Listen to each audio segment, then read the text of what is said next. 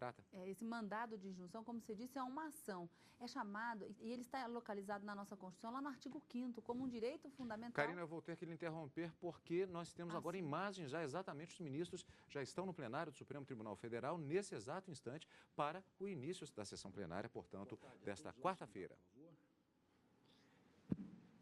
Declaro aberta a sessão do dia 22 de outubro de 1914. Antes de dar início efetivo aos trabalhos, informo a todos que estão presentes neste plenário os alunos das seguintes instituições de ensino: Instituição Faculdade Casa do Estudante, Aracruz, Espírito Santo, e Universidade Fevale, Novo Hamburgo, Rio Grande do Sul.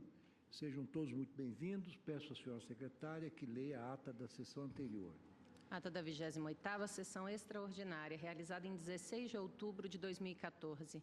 Presidência do senhor ministro Ricardo Lewandowski. Presentes à sessão os senhores ministros Celso de Mello, Marco Aurélio, Gilmar Mendes, Carmen Lúcia, Dias Toffoli, Luiz Fux, Rosa Weber, Teori Zavascki e Roberto Barroso. Procurador-Geral da República, Dr. Rodrigo Janot Monteiro de Barros. Abriu-se a sessão às 14 horas, sendo lida e aprovada a ata da sessão anterior. Foram julgados diversos feitos, entre eles propostas de súmulas vinculantes e recursos extraordinários. Pergunto aos eminentes pares se há algo a retificar na ata. Em não havendo, declaro aprovada.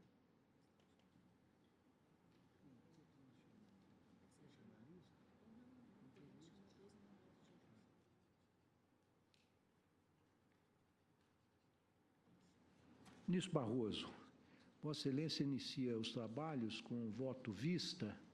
São 2 mandados de injunção. O primeiro deles tem número 833, procede do Distrito Federal, sendo relator eminente ministra Carmen Lúcia. O impetente é o Sindicato de Servidores das Justiças Federais do Estado, do Rio de Janeiro, e o impetrado é o Presidente da República. A resenha aqui é a seguinte: o tribunal, contra o voto do senhor ministro Marco Aurélio, considerou admissível o mandado de injunção coletivo. Votou o presidente, ministro César Peluso, após os votos da relatora e do senhor ministro Ricardo Lewandowski, que concediu em parte a ordem, pediu vista ao ministro Aires Brito, impedido o ministro Dias Toffoli. Ausente licenciado o senhor ministro Joaquim Barbosa. Falou pela Advocacia Geral da União a doutora Grace Mendonça. Conceder em parte a ordem, portanto, o ministro Ricardo Lewandowski, a ministra Carmen Lúcia. Faltam os votos dos demais, sendo que o ministro Roberto Barroso, que sucedeu o ministro Aires Brito, está com vista e com a palavra também. Ministro Barroso, apenas aqui o ministro Teori Zavascki votará quanto ao mérito, porque tem uma anotação aqui que é a seguinte: sucessor do ministro César Peluso, que votou apenas quanto à admissibilidade. Então, superada a questão da admissibilidade, Vossa Excelência votará quanto à substância da questão em julgamento. Ministro Barroso, Vossa Excelência está com a palavra. Presidente.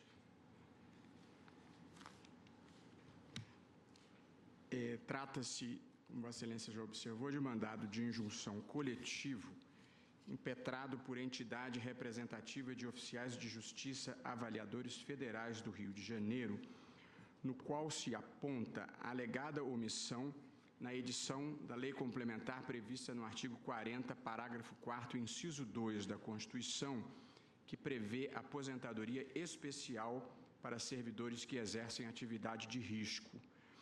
Alega a impetrante que os oficiais de justiça, avaliadores federais, percebem gratificação de atividade externa, prevista no artigo 16 da Lei 11.416 de 2006, e motivada pelos diversos riscos inerentes ao exercício de atividades externas, segundo a exposição de motivos do respectivo projeto de lei de iniciativa deste tribunal. Reforça a tese com o argumento de que tais servidores podem obter autorização para porte de arma de fogo de uso permitido na forma do artigo 10, parágrafo 1º, inciso 1 da Lei 10.826, que precisamente em razão do enquadramento da atividade como de risco. e cita o adicional de periculosidade devido aos servidores públicos federais. Afirma, porém, que seus substituídos, porque é um mandado de segurança coletivo, encontram-se privados de exercer o direito à aposentadoria especial em razão de omissão legislativa e requer a supressão da lacuna com a aplicação analógica da Lei Complementar número 51 de 85, que confere aposentadoria especial aos funcionários policiais após 30 anos de serviço. O presidente da República e o presidente do Congresso Nacional prestaram informações em que defendem o não conhecimento do RIT ou, por eventualidade, a denegação da ordem. E o Procurador-Geral da República opinou pela procedência parcial do pedido. Eu estou brevemente recapitulando, presidente, porque é um caso que foi apreciado já há mais tempo e também, na verdade, esse era um dos últimos da pauta. Eu geralmente não leio, mas eu não acreditei que fosse chegar nele. Então, eu vou ter que ler o meu voto, mas ele é relativamente breve. Mas eu vou ter que lê-lo porque eu estou votando em sentido divergente do que foi decidido até aqui. Portanto, acho que devo explicitar o meu ponto de vista. Eu esclareço a Vossa Excelência, ministro, é que eu chamei esse antes por causa do quórum. Entendo perfeitamente. E está na pauta, pode ser chamado.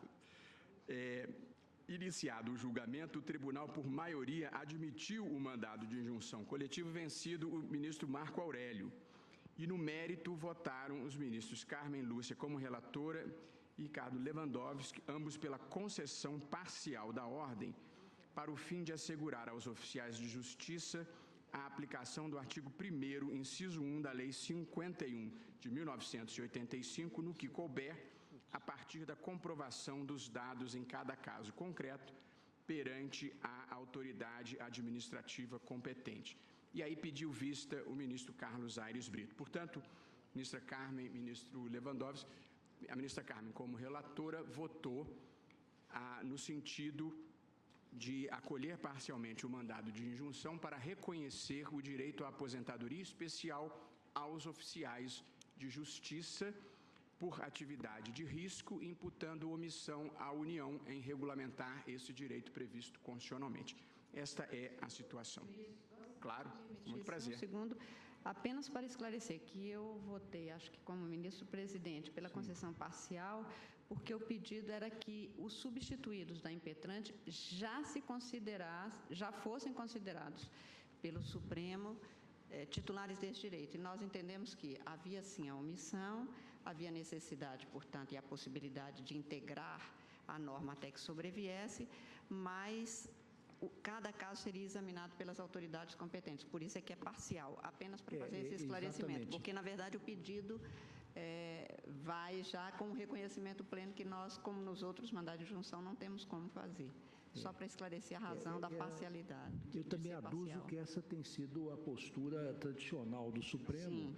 Nós concedemos parcialmente porque podemos reconhecer a omissão da administração, mas não podemos ingressar no caso concreto de cada um dos substituídos. Apenas para esclarecer por que o voto foi pela concessão parcial. Muito obrigada, ministro. Prazer sempre ouvi-la. O tribunal, presidente, já reconheceu a omissão legislativa quanto à aposentadoria especial devida aos servidores que exercem atividades sob condições especiais que prejudiquem a saúde ou a integridade física. Portanto, nós já entendemos que havia omissão em caso de insalubridade. A partir do julgamento do mandado de injunção 721, esta Corte passou a determinar a aplicação do artigo 57 da Lei 8.213 e, com o julgamento do mandado de injunção 795, relatoria da ministra Carmen Lúcia, concedeu-se parcialmente a ordem com autorização plenária para o julgamento monocrático de casos idênticos. Em 9 de abril de 2014, o plenário aprovou a súmula vinculante número 33. Aplicam-se ao servidor público no que couber as regras do regime geral da Previdência Social sobre aposentadoria especial de que trata o artigo 40, parágrafo 4º, inciso 3º da Constituição, até a edição de lei complementar específica. Considerando que a aposentadoria especial devida a servidores que exercem atividade de risco está prevista no mesmo parágrafo 4º do artigo 40 da Constituição, no inciso 2, e igualmente não havendo lei complementar a tratar da matéria, seria possível cogitar da mesma saúde. Supre-se a lacuna e atribui-se ao impetrante o ônus de demonstrar administrativamente que exerce atividade de risco. Portanto, essa hipótese não é acolhida pela súmula que se refere às hipóteses de insalubridade. No entanto, apesar da proximidade normativa de ambas as situações, entendo haver óbices ao encaminhamento de idêntica solução como passo a demonstrar. O artigo 40, parágrafo 4º da Constituição, assim dispõe: é vedada a adoção de requisitos e critérios diferenciados para a concessão de aposentadoria aos abrangidos pelo regime de que trata este artigo.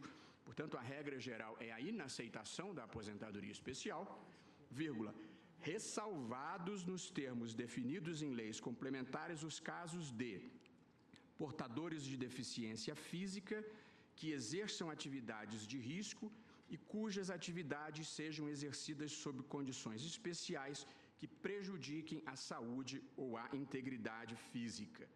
O dispositivo, portanto, prevê, presidente, 3 hipóteses de aposentadoria especial. A primeira delas refere aos portadores de deficiência e, neste caso, a adoção de requisitos e critérios diferenciados, isso me parece importante destacar, deve-se às características da pessoa do servidor, independentemente da atividade ou das condições em que ela é exercida. A segunda situação é a dos servidores que exercem atividades de risco. Aqui qualifica-se a atividade, não o servidor, ou as condições em que ela é desempenhada.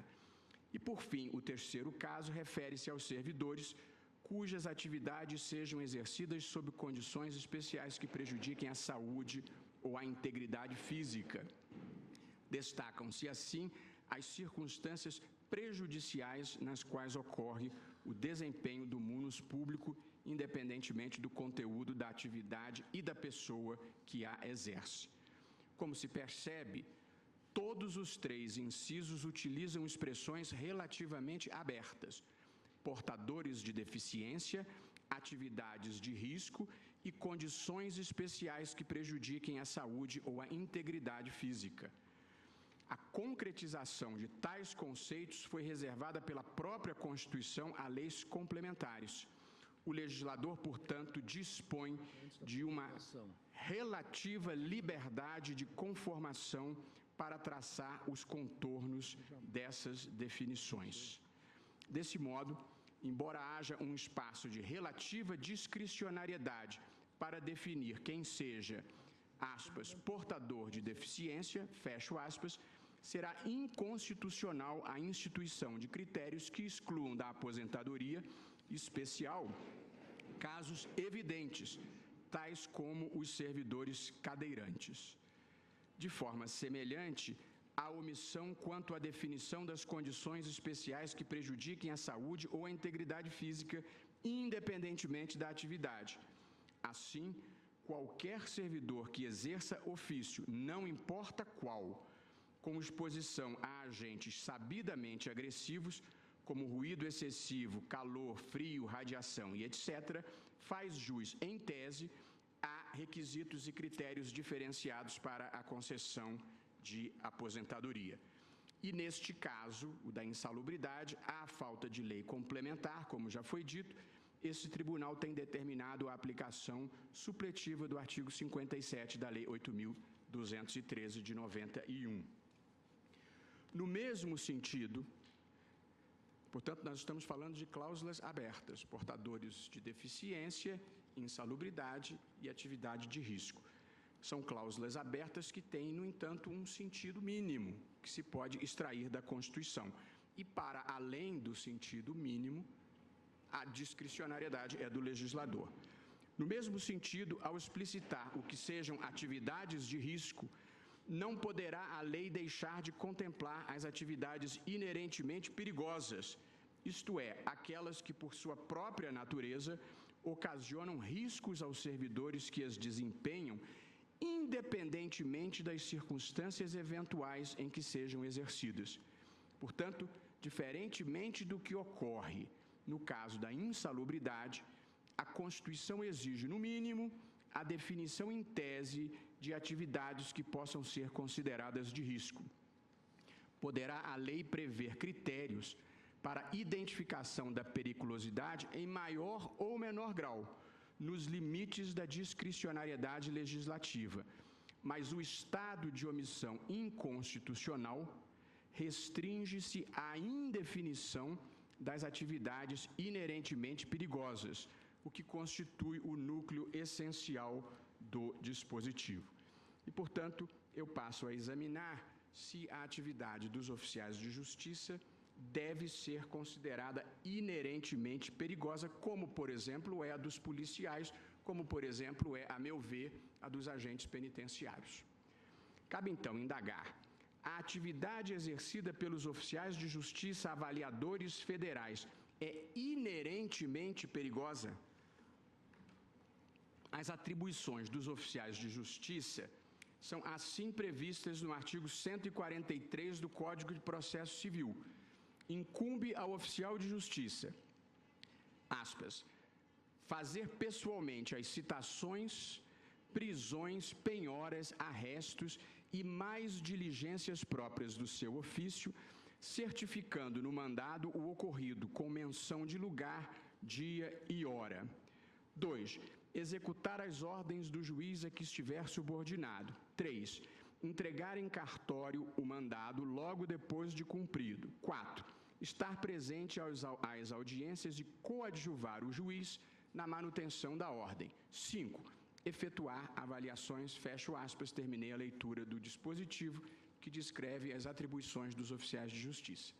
Como se nota, os oficiais de justiça podem estar sujeitos a situações de risco, notadamente quando exercem suas funções em áreas dominadas pela criminalidade ou em locais marcados por conflitos fundiários. No entanto, este risco é contingente e não inerente ao serviço.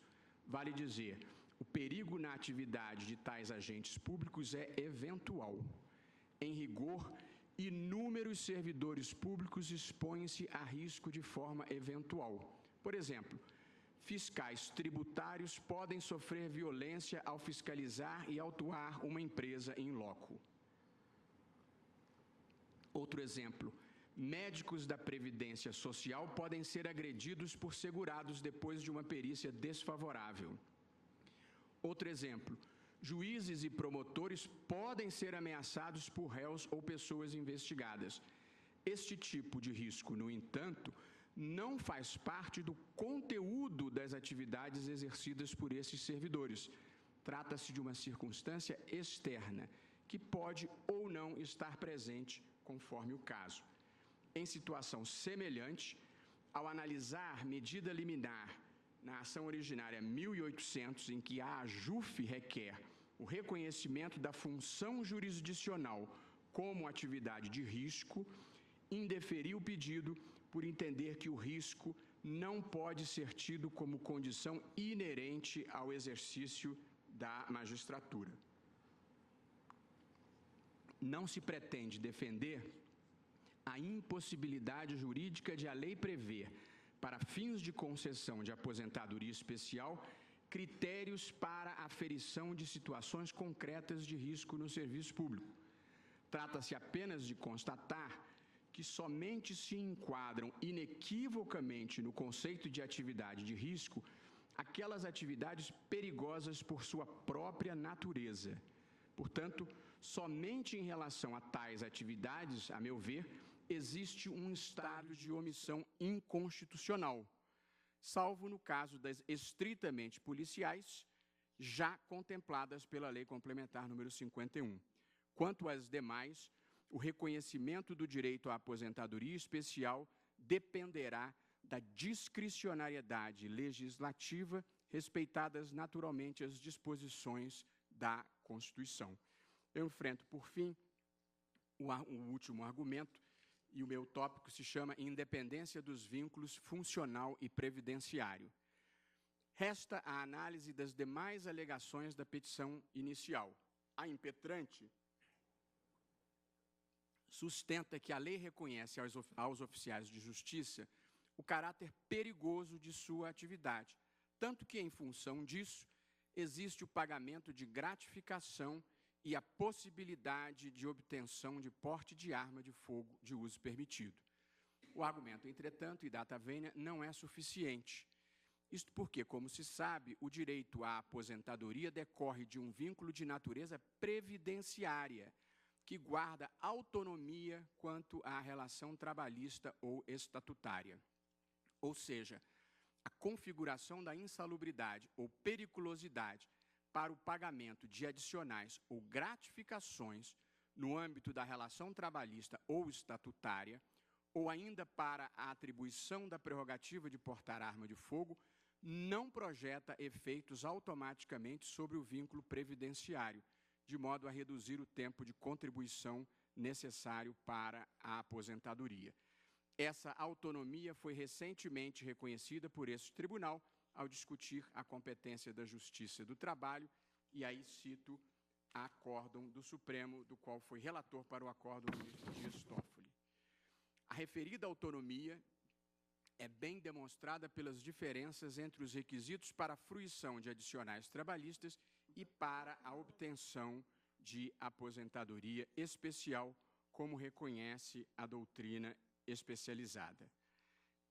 Em síntese, o simples pagamento de adicionais ou gratificações por periculosidade, bem como o porte de arma de fogo, não são, por si sóis, suficientes para a caracterização de omissão inconstitucional.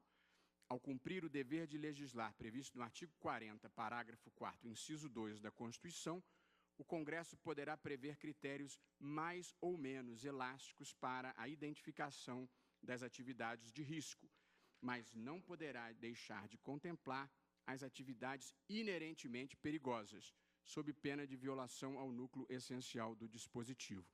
Quanto às demais atividades, embora possam ser, em tese, previstas na lei a ser editada, isso dependerá de uma escolha política a ser exercida dentro do espaço próprio de deliberação majoritária, respeitadas as disposições constitucionais. Portanto, presidente, eu passo a ler agora, sob a forma de ementa, a conclusão do meu voto, assentando, como já disse anteriormente, que a aposentadoria especial é uma aposentadoria em prazo mais breve do que aquele previsto para os demais servidores. O mundo enfrenta hoje uma crise geral na Seguridade Social, uma crise de financiamento da Seguridade Social.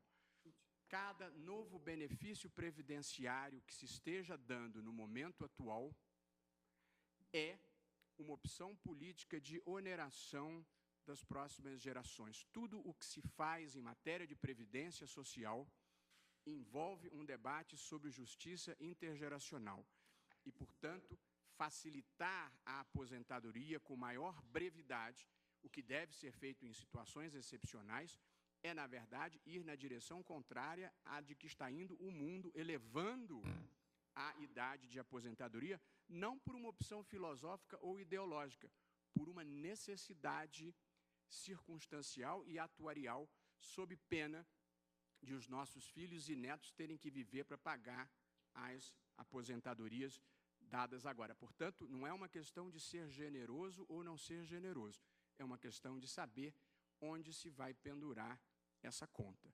Portanto, este é o meu raciocínio em termos de aposentadoria especial, e aqui segue a minha conclusão, presidente.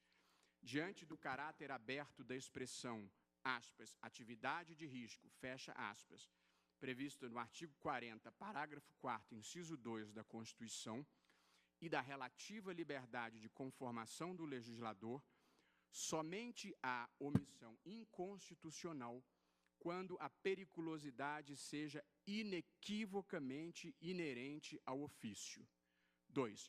A eventual exposição a situações de risco a que podem estar sujeitos os oficiais de justiça e, de resto, diversas categorias de servidores públicos, não garante direito subjetivo constitucional à aposentadoria especial.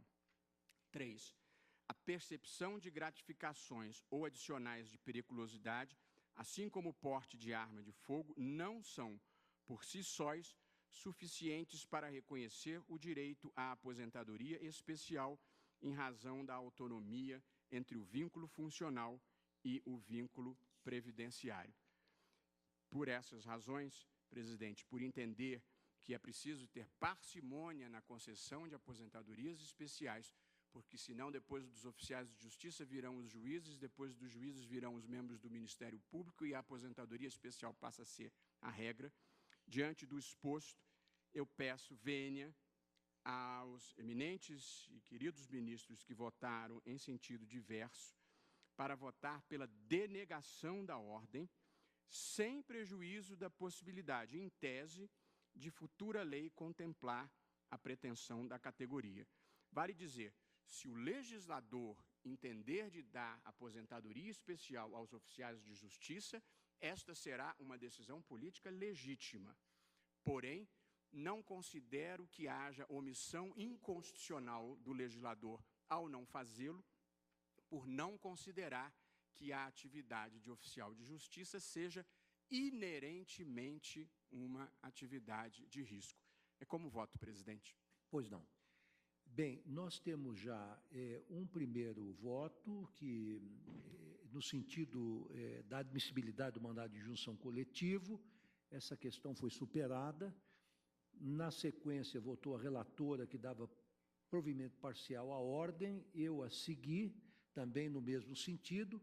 Temos o voto vista do ministro Barroso, que agora nega provimento, ou Vossa Excelência está indeferindo a ordem. Mandado de injunção, estou indeferindo a ordem, denegando a ordem.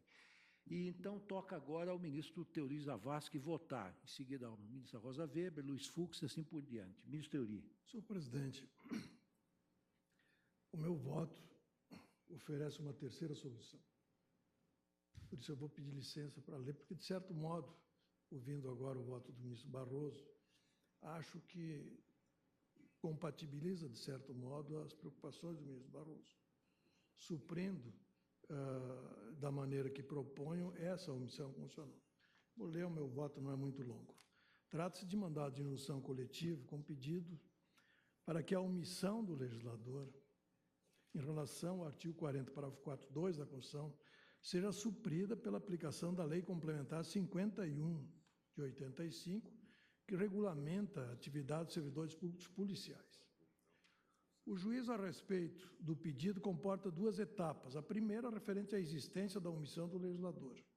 E a segunda, se for o caso, sobre o modo de supri-la, provisoriamente, enquanto não editada a norma própria. Quanto à existência da omissão, o Supremo Tribunal já reconheceu contra toda a aposentadoria previsto no inciso 3 do dispositivo constitucional, tema que acabou recebendo solução na súmula vinculante 33, no dia 9 de abril desse ano.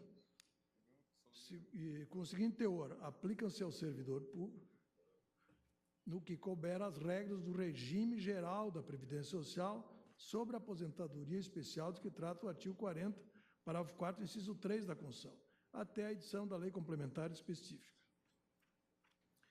Houve uma opção expressa do plenário do Supremo, desde o julgamento do mandado de injunção 721, concluído em 30 de agosto de 2007, pela utilização das normas gerais da Previdência Social, afastadas quaisquer outras.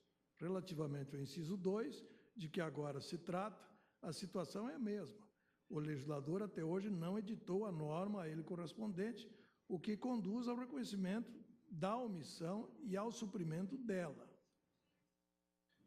Por essa razão, o plenário dessa Corte reconheceu o direito em tese à aposentadoria especial dos servidores públicos exercente atividade de risco em diversos acordos que eu cito aqui. Resta, portanto, saber um modo como suprir essa omissão. E aqui eu vou pedir licença para discordar da ministra Carmen. Quanto ao ponto, o pedido não pode ser atendido nos termos em que formulado. Embora haja atualmente normas que regem o benefício da aposentadoria especial no regime geral da Previdência Social, que estão na Lei 8.213 e no Decreto 3.048, que adiante eu vou ler, o pedido inicial do mandado de junção busca o suprimento por meio de aplicação subsidiária, não daquelas normas, mas sim da Lei Complementar 51, que regulamenta a atividade específica do servidor público policial, diversa, como se percebe, daquela exercida pelos representantes da entidade, classe impetrante. Eu penso que o voto do ministro Barroso deixou isso muito claro. Aqui, se tratando... Teoria, perdão, eu queria apenas até um esclarecimento do eminente relator. Quando o relator, não, o ministro Barroso pediu vista, quando Vossa Excelência leu as atribuições do oficial de justiça, se não me engano, no Código de Processo Civil, Vossa Excelência elencou, dentre outras atribuições, a competência de efetuar prisões. Portanto, se existem diferenças, enfim, não tão acentuadas assim, mas apenas queria levantar essa questão para que nós possamos refletir. É uma dentre as diversas, como avaliação. Portanto, eu deixei claro que pode acontecer de, em situações específicas, haver atividade de risco. Eu só disse que o risco não é inerente, porque ele também faz citação à pessoa jurídica, ele também faz avaliação, e quando faz prisão, geralmente vai acompanhado da autoridade policial. Sim.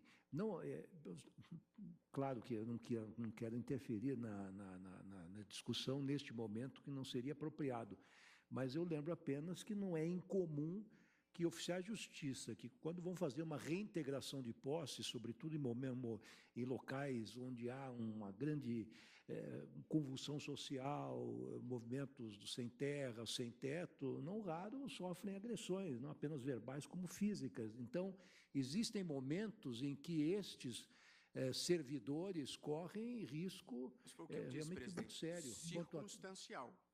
Até os juízes, muitas vezes, estão sujeitos a ameaça, mas eu não considero que seja uma atividade de risco inerente, mas eventual.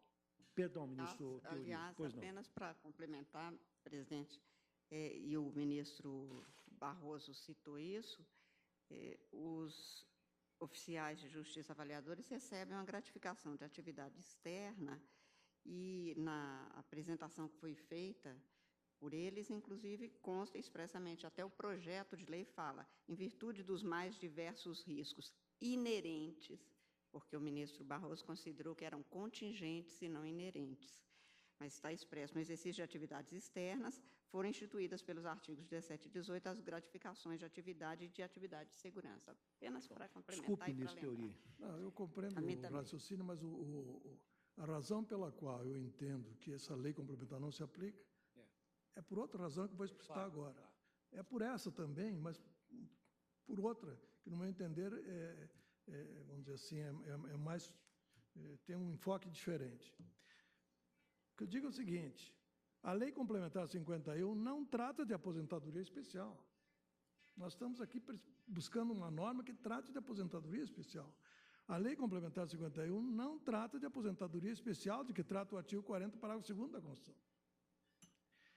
Ela, na verdade, prevê a concessão de benefícios com tempo de contribuição reduzido para todos os servidores públicos policiais, independentemente de prova de submissão habitual e permanente a risco. Essa é a questão. O policial, mesmo que trabalhe fora das atividades externas, ele vai gozar desse benefício pela razão de ser policial. O risco é inerente. Então, é por isso que eu acho que, nesse aspecto, o ministro Barroso tem razão. Nós não podemos conferir atividade de risco só porque se trata de um oficial de justiça. Quer dizer, nós vamos equiparar o oficial de justiça, eventualmente submetido a um risco, ao policial que a lei, aparentemente, fez uma opção política por conceder para todo mundo. O que eu digo é isso: não se trata de lei que disponha sobre a aposentadoria especial de que trata o artigo 40 da Constituição. Ela, na verdade, prevê a concessão de benefícios por tempo de contribuição reduzido para todos os servidores públicos policiais, independentemente da prova da submissão habitual e permanente ao risco. Diz a lei, no artigo 1º, o servidor público policial será aposentado, 1, compulsoriamente com proventos proporcionais ao tempo de contribuição, 65 anos de idade, qualquer que seja a natureza dos serviços prestados, qualquer que seja a natureza dos serviços prestados, voluntariamente com proventos integrais, independentemente da idade, após 30 anos de contribuição, desde que conte pelo menos 20 anos de exercício em cargos de natureza estritamente policial, se homem, após 25 anos de contribuição, desde que conte pelo menos com 15 anos de exercício no cargo estritamente policial, se mulher. É uma aposentadoria para uma classe especial, como se concede, se prevê, por exemplo, para professores. Então, não se trata aqui de uma aposentadoria, de uma norma tratando do que nós precisamos suprir aqui. Bem se vê assim que não há na Lei 51/85 um tratamento da atividade de risco como especial, mas sim a instituição de benefício diferenciado a determinada categoria, o que não se confunde com a espécie de aposentadoria pretendida no mandado de injunção.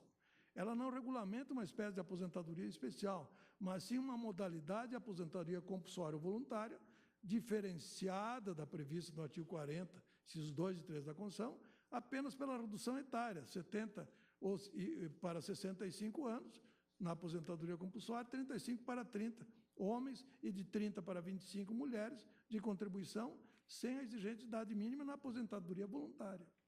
Por isso, sob esse aspecto, tem inteira procedência, mutatis mutandis, fundamentos do ministro Barroso, de que não se pode suprir a omissão simplesmente aplicando essa lei para oficiais de justiça.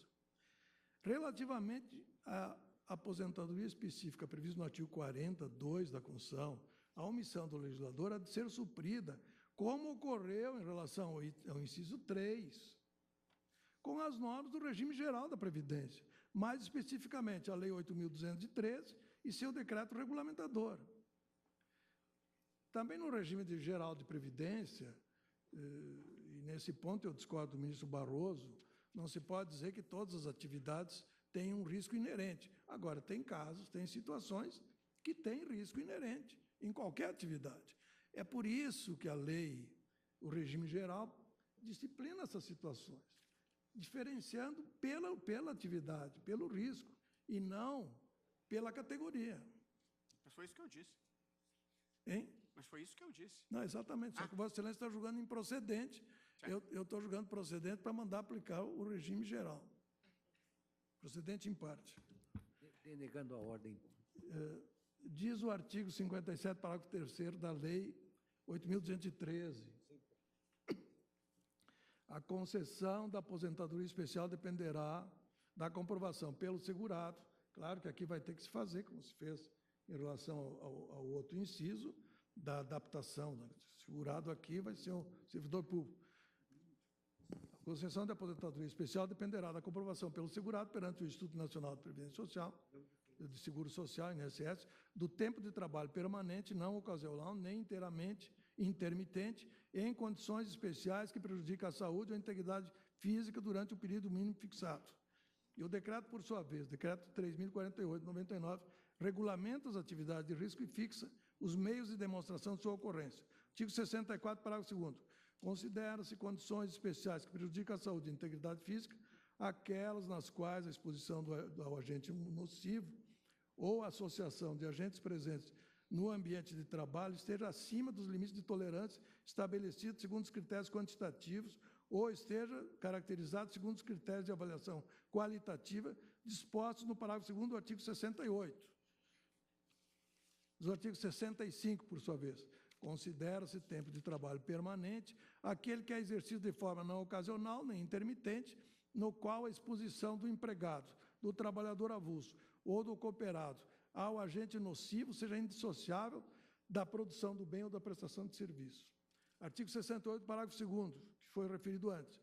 A avaliação qualitativa de riscos e agentes nocivos será comprovada mediante descrição, 1, da circunstância de exposição ocupacional a determinado agente nocivo ou associação de agentes nocivos presentes no ambiente de trabalho durante toda a jornada. 2, de todas as fontes e possibilidades de liberação dos agentes mencionados no inciso 1. 3, dos meios de contato ou exposição de trabalhadores, as vias de absorção, a intensidade da exposição, a frequência e a duração do contato.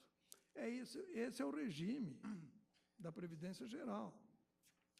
no meu entender, em relação a essa aposentadoria especial, se deve aplicar exatamente a súmula vinculante que nós acabamos de aprovar, apenas com essa remessa, referência a essa atividade do regime especial. Por fim, foge ao objeto do mandado de junção. Ministro, desculpe interromper, pode me mencionar esse dispositivo que Vossa Excelência acaba de ler, para ver se eu posso acompanhar? Eu mencionei o artigo 57 da Lei 8.213, parágrafo 3º. 57. 57, parágrafo 3º. E mencionei os artigos 64, parágrafo 2º, 65 e 68, parágrafo 2º, do Decreto 30.048 de 99, que regulamenta esse dispositivo. Ok, obrigado. Por fim, foge ao âmbito do mandado de junção a análise específica do enquadramento ou não da atividade desempenhada pelos servidores em alguma das hipóteses abrangidas pelo regime geral de previdência. Vossa Excelência salientou isso na intervenção que fez no início do julgamento. O mandado de junção, com efeito, instrumento constitucional destinado a obter provimento jurisdicional a respeito da omissão legislativa nas relevantes situações indicadas na Constituição, e, se for o caso, suprir essa omissão, editando ou indicando esse caráter temporário, em caráter temporário e permanente, a norma cabível. Esse é o objetivo. Não se presta, porém, a juízo sobre situações concretas ou individuais, muito mais em casos como o dos autos de mandado de junção coletivo. O exame do cumprimento dos requisitos necessários para a obtenção do benefício e eventual semelhança com outros cargos beneficiados por aposentadoria diferenciada ou por adicional de insalubridade ou de risco e seus reflexos eventuais sobre o direito previdenciário, deve ser efetuado do processo administrativo pertinente e, eventualmente, em processo judicial posterior, mas não na via do mandado de junção. Por isso, afirmar previamente que o exercício de determinada atividade de risco não se enquadra nos requisitos exigidos pelas normas do regime geral ultrapassa os limites dessa ação constitucional. A exigência de prova do trabalho habitual e permanente em condições especiais, a partir de 29 de abril de 95, com a modificação do artigo 57, parágrafo 3º da Lei 8.213, pela Lei 9.032 de 95, e as limitações efetuadas pelo já revogado Decreto 2.172, a partir de 6 de março de 97, devem ser apreciadas no pleito de aposentadoria especial e não no mandado de junção. Minha conclusão, portanto, senhor presidente, é pela concessão parcial dessa ordem, para determinar que a autoridade administrativa competente proceda à análise do pedido de aposentadoria especial de servidores públicos representados pela entidade impetrante, com a aplicação subsidiária das normas do regime geral de previdência social nos termos acima referidos, que reproduz, basicamente, aplicando ao caso, o mesmo entendimento da súmula vinculante 33. Não tem diferença do ponto de vista de concepção. E a proposição adicional que eu faço, até para não repetirmos aqui o que aconteceu justamente no passado, é que se confira a essa decisão do mandado de junção um efeito expansivo, para determinar que a administração pública observe o comando dele emergente em todas as demais situações semelhantes. Esse é o meu voto em resumo, senhor presidente. Pois não. Então, Vossa Excelência concede em parte. Breve comentário. Eu vejo a seguinte dificuldade. Do ponto de vista do ministro Teori, ele menciona a Lei 8.213, que é a Lei da Seguridade Social, o parágrafo 3º, mas o parágrafo 3º da lei refere-se à aposentadoria prevista no parágrafo 4º do artigo 40 da Constituição por insalubridade e não por atividade de risco. Por isso que, na ocasião, quando nós sumulamos, nós limitamos. Portanto, na verdade, o que Sua Excelência está propondo não é propriamente uma aplicação subsidiária da Lei 8.213. É a previsão de uma nova hipótese que não é de insalubridade, mas de risco, que, a meu ver, não está coberta pela Lei 8.213. Eu não seria totalmente infenso à tese de que o servidor possa demonstrar, em situações concretas, a existência de risco. Eu apenas vejo, com uma certa preocupação, que, sem lei, aí o juiz da Baixada Fluminense onde a criminalidade é mais acentuada, ele vai pedir a aposentadoria especial. O juiz da capital não, ou então ele vai contar como tempo de aposentadoria especial o período que serviu na Baixada. Eu acho que nós vamos criar uma imensa dificuldade operacional para o regime próprio da Previdência, que já não é um regime abastado. De modo que eu, entendendo e respeitando as razões, penso que, sem lei, nós vamos criar uma dificuldade operacional para a administração, porque toda e qualquer carreira, seja juiz, seja Ministério Público, e depois motoristas de ônibus público, porque sofrem muitos assaltos, também vão pedir, e nós vamos ter uma sociedade em que todo mundo tem aposentadoria especial. Bom, realmente nós não temos um tratamento específico. Essa lei tem que ser aplicada, obviamente, com as devidas adaptações. E essa lei, expressamente, trata de atividades que prejudicam a saúde ou a integridade física. Essa é a razão. Eu penso que está o risco aqui. Esse é o inciso 4º, é um inciso Não, terceiro. esse é o parágrafo 3º do artigo 57. Não, eu estou falando, a Constituição destaca atividades que sejam exercidas em condições especiais que prejudiquem a saúde ou a integridade física, que é o inciso 3, e o inciso 2, que exerçam atividade de risco. Portanto, a atividade de risco é tratada separadamente desta situação de insalubridade ou risco ou integridade, na Constituição e na lei. Eu penso que a norma do regime geral, que pode ser aplicada subsidiariamente, se nós reconhecemos a omissão legislativa. Omissão. Hein? Nós reconhecemos a omissão legislativa. Nós temos que suprir isso. No meu entender, não é possível suprir como foi formulado no pedido. O modo como eu proponho que você supra essa omissão é aplicar essa regra, com as devidas adaptações, mutantes, do regime geral. Eu não vejo outra O que eu estou dizendo é que não é a aplicação da regra do regime geral. É a criação de uma norma nova, o que eu não vejo mas nenhum impedimento. nós estamos criando uma norma nova. Quando nós fazemos mandado de junção, obviamente nós estamos criando uma norma nova. Sim, mas eu só queria entender, ministro Eurico, Vossa Excelência está propondo, então, que se faça um exame Caso a caso. caso a caso, Sim, é assim que da funciona. situação daquele... É assim que funciona no regime geral. Como também no que diz respeito às atividades de insalubridade. Exatamente. Mas mesmo voto, no meu voto, a concessão é para reconhecer, e essa que é a divergência, especialmente relativamente ao voto do ministro Barroso, é que na esteira do que já vimos desenvolvendo em outros casos, e aqui a discussão é se esta atividade dos oficiais teriam íncita uma situação prevista constitucionalmente e ausência de lei. O ministro Barroso, eu entendi que sim, pelas condições em que são prestadas, que foram demonstradas. O ministro Barroso entendeu, me corrija se estiver errada, que não pode ocorrer em uma outra situação de haver um perigo, mas que não é Risco inerente. não é inerente. Um risco não seria inerente, diferente da minha compreensão do tema. Então, quando eu voto no sentido da concessão parcial, é exatamente no sentido de que, como fizemos em centenas de outros casos, nós reconhecemos a omissão e reconhecemos qual a norma que poderia ser aproveitada pelos órgãos da administração, deixando que a autoridade administrativa verifique em cada caso concreto a aplicação ou não pelo cumprimento dos dados. Qual a divergência?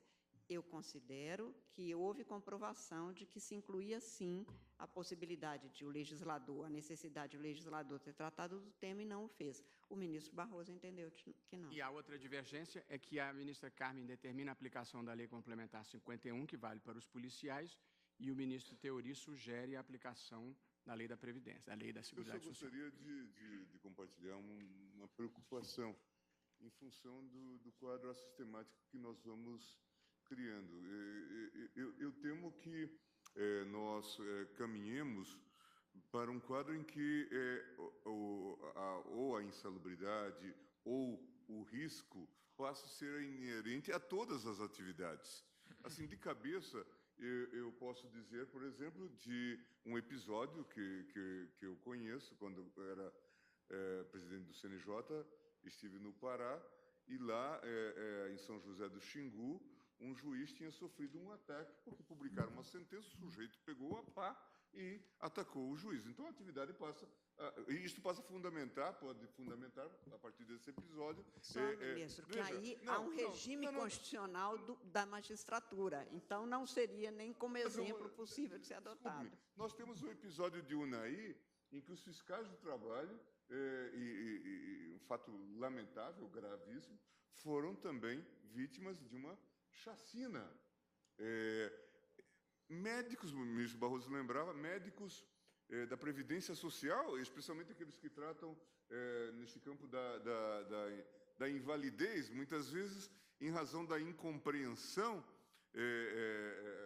por parte do paciente, que peritos, né? Temos na crônica vários registros. Bom, para não ir além, embora não se aplique ao caso, veja episódio recente que atingiu um médico do sírio-libanês, num atendimento particular, mas nós vamos encontrar nesse universo, veja, e eu me lembro que, quando nós discutimos a questão da insalubridade, eu fui advertido por um médico, dizendo, olha, as decisões dos senhores estão provocando uma aposentadoria em massa no serviço de saúde. Veja a contradição. E veja os riscos que isso envolve. Porque, claro, a atividade da medicina, se nós construirmos... não, mas isso tem riscos inerentes. Quer dizer, de que se trata isto? De que risco se trata para os fins de, eventualmente, justificar essa redução? E veja, digamos, as consequências. Nós vamos dar aposentadoria com o tempo reduzido, privilegiado para esses profissionais, que vão continuar atuando nos seus gabinetes enquanto profissionais particulares. Estamos produzindo assimetrias que podem levar realmente a um quadro preocupante. A sua preocupação seria, então, eu acho que precisa de fazer lei. uma deferência ao Legislativo, esperar que... Eu acho, como o ministro Barroso... Que a diferença aqui é essa, a ministra Carmen fez a deferência ao quando um sujeito aparece aqui dizendo que trabalha com raio-x e que está submetido a uma situação de risco, nós fizemos aquele desenho, não é, de aplicação da norma, né, da Previdência, mas são situações muito específicas. Mas a mim me parece que, até para ter uma certa coerência, é necessário que haja uma definição legal. Talvez a lei não venha atender a uma ou outra situação e aí possamos fazer uma análise tópica. Mas eu temo que nós cheguemos a um momento em que vamos descobrir que a exceção será não ter esse tipo de gratificação. Então, se é assim, se é tão excepcional, o teste hermenêutico me leva a dizer, pô, não pode ser esse caminho. Eu fico com todos os cuidados, mas... E eu já tinha até dito isso ao advogado-geral da União, que entre as prioridades de legislação, sem dúvida nenhuma, essa é uma das mais graves, porque isso desfalca a Previdência Social, que, segundo a gente lê no jornal, tem um déficit hoje de mais de 50 bi. É um número estupendo, e não é um problema apenas do Brasil, mas... Agora, o modelo vai gerar, sem dúvida nenhuma, maiores distorções. E num sistema, veja, num sistema em que, em termos atuariais, a própria Previdência, a própria Constituição, sugere que todas as questões que envolvam despesas haja a indicação da fonte de custeio. Quer dizer, exatamente para ter esse mínimo equilíbrio.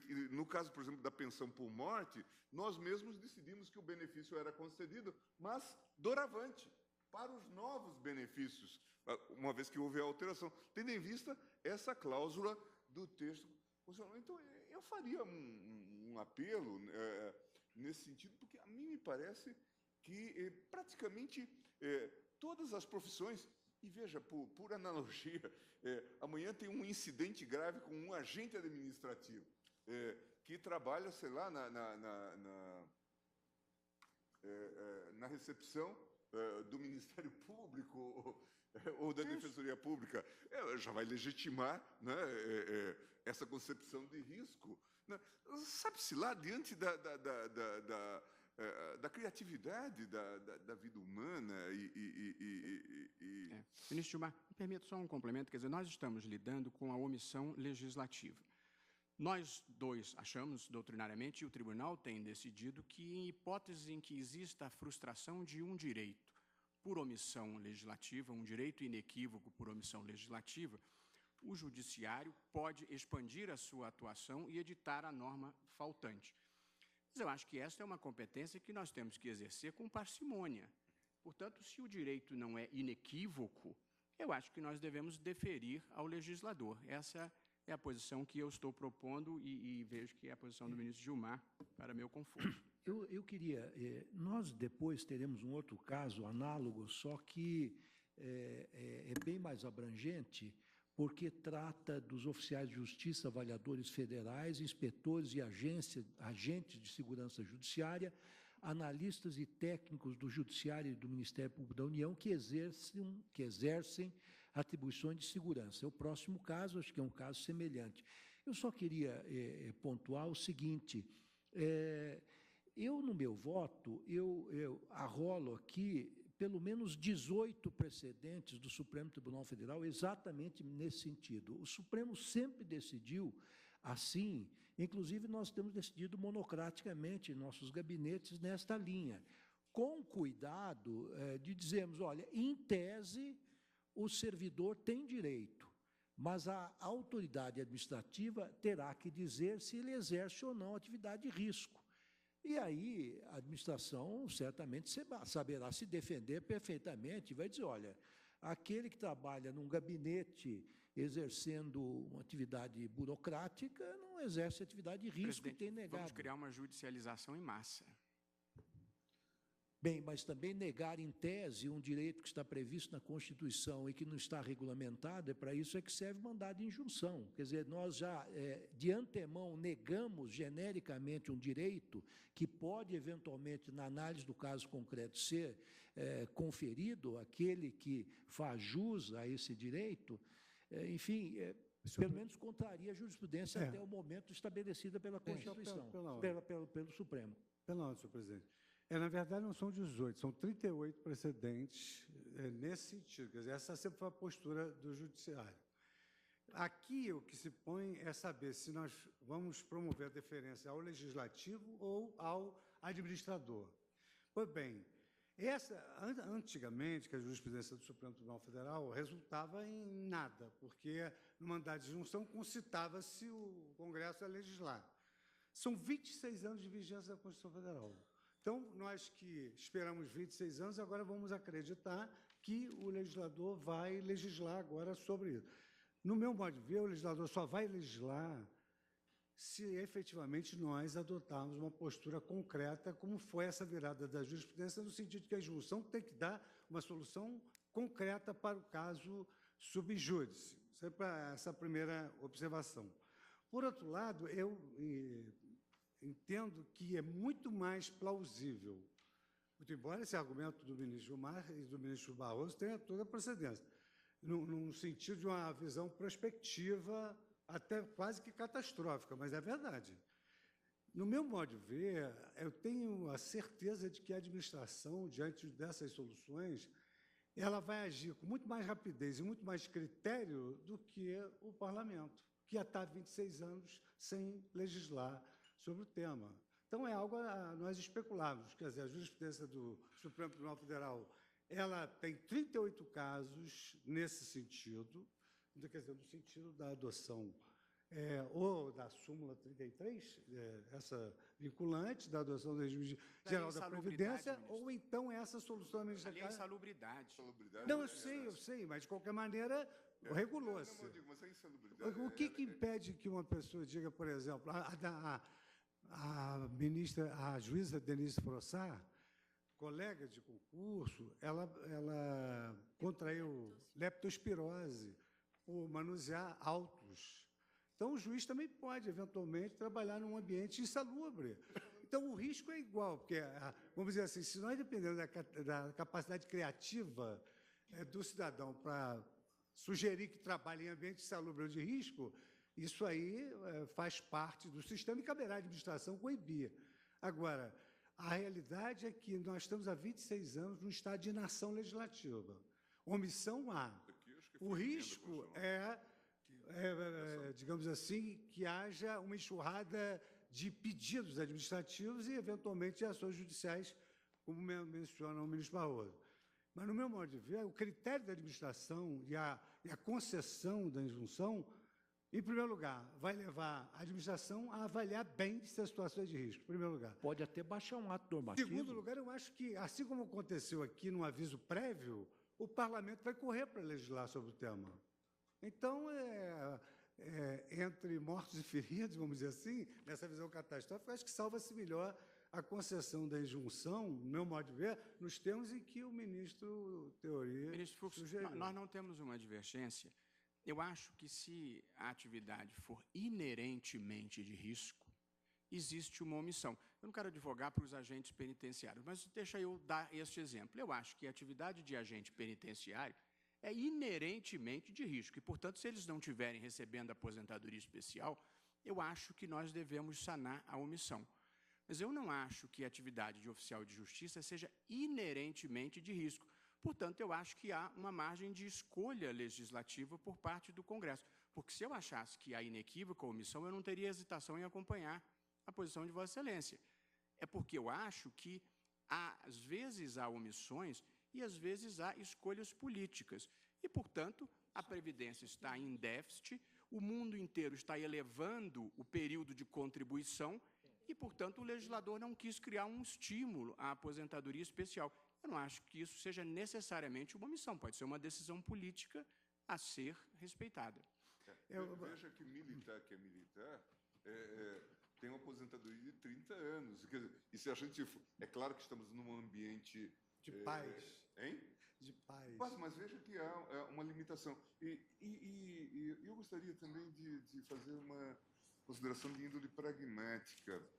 Veja, ao lado da potencial judicialização de que falou o ministro Barroso, a pressão que haverá sobre a administração, porque nós sabemos bem, estamos vivendo um momento difícil de compressão salarial. Quer dizer, é uma tentação humana resolver o problema pela via da gratificação, seja ela qual for. Não é pouco importa o nome, isso tudo vira remuneração. Agora, imagine o gestor que tiver que dizer que só o oficial de justiça avaliador ou aquele que participar de expedições juntamente com a polícia é que terá, imagine o procurador-geral, né, fazer esse tipo de distinção para os servidores do Ministério Público, é que fará jus a essa gratificação, quando haverá sempre uma pressão para a isonomia, que é para cima, não é, como nós sabemos. E vão sempre pegar exemplos que vão encontrar, porque certamente nós vamos encontrar amanhã uma atropelia, disse o ministro Barroso, que afete um motorista do órgão, porque ele pode ser, né, alvo até de um atentado, querendo atingir um agente público, se atinge um agente político, se atinge o motorista. Daí, vamos pensar numa gratificação generalizada e, veja, haverá sempre esse tipo de argumento. Por isso que a mim me parece, e acho que, de fato, esse tema precisava ser tratado, porque, veja a crueldade que vai representar. Se, por exemplo, falando da insalubridade, se entende que todos os médicos, e veja que o argumento fica aqui fácil, não é?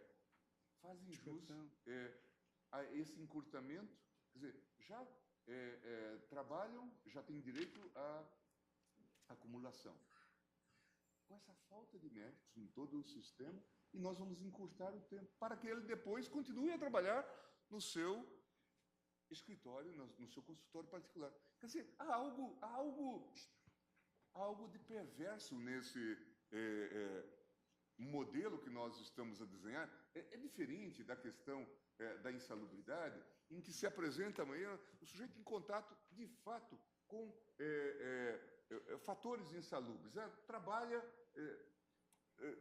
num centro de radiologia, não é? E está em contato com esses fatores que afetam diretamente. Então, pedir e determinar que concretamente a administração faça o exame, mas imaginemos nós. Eu fiquei a imaginar como gestor, aqui no Supremo, no Ministério Público, no Conselho da Justiça Federal, tomar essa decisão, né? E veja, a pressão será no sentido da concessão corporativa. Não há como escapar disto. Senhor presidente, eu entendo que aqui foram suscitadas questões muito ponderáveis e que o tema precisa ser amadurecido também com essa visão interdisciplinar. Eu gostaria de fazer um estudo mais... Pois não. Doutora Grace, pois não. Com números, com estatística, números. Então, eu vou dar a palavra à doutora Grace, depois eu gostaria de apregoar o próximo caso, porque aí Vossa Excelência talvez pudesse pedir vista dos outros dois, porque os outros envolvem vários servidores, mas inclusive analistas e técnicos do Judiciário e do Ministério Público que exercem especificamente atribuições de segurança. Então, é preciso... Como é que nós vamos discernir a atividade que é de risco daquela que não é de risco? Então, é preciso, talvez, realmente um segundo olhar. Doutora Grace, você nem está com a palavra. Pois não. O meu voto é no mesmo sentido. Portanto, os meus dois encaminhamentos são no mesmo sentido. No sentido de denegar a ordem. E, certamente, o ministro Teori Zavascki dará a ordem em parte. Senhor presidente, também. eu gostaria até, em função do debate, deixar bem claro a questão. Por que eu fiz essa proposta? Nós temos aqui uma situação de perplexidade, porque a jurisprudência do Supremo reconheceu a omissão também quanto à atividade de risco. Então, de alguma forma, nós temos que suprir isso. Essa é a questão. Bom, no meu entender, não se pode suprir simplesmente conferindo a esses servidores uma aposentadoria especial igual a dos militares.